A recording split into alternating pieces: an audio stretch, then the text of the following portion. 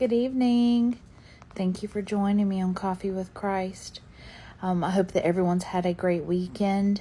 With this being Sunday, the devotion that I chose and that I hope that God blesses is called The Struggle.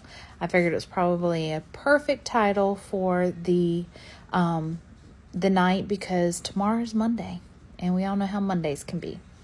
So it's called The Struggle, and it is coming out of Ephesians chapter 6, verse 12.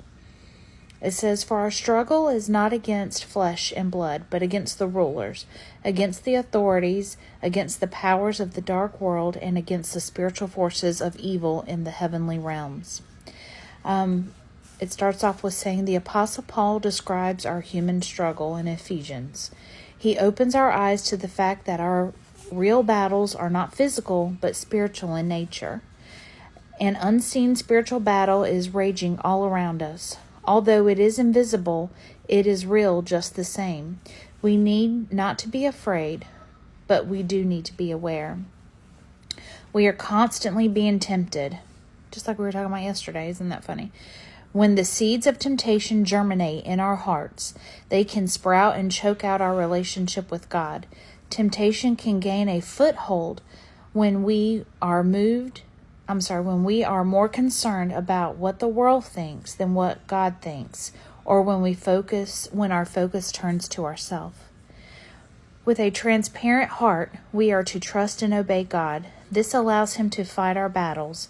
God has equipped us with spiritual armor, the belt of truth, the breastplate of righteousness, the shield of faith, the helmet of salvation, and the sword of the Spirit, which is our Bible, our sword of the Spirit. Let's put on the full armor of God so that we can be victorious over temptation. It says, "Dear Lord, help me to be aware of the spiritual battle I am in. May I turn to you so that I can be assured of the victory that you have already won for me. Amen." And if you guys want to do a little reading this evening, Ephesians chapter 6, 13 through 18.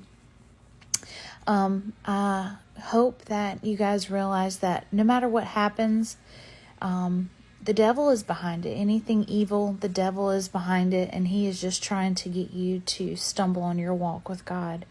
And those of you who are not believers, I pray that you listen and you just turn your life over to God. He's there for you and He loves you. Hope you have a wonderful evening. Bye.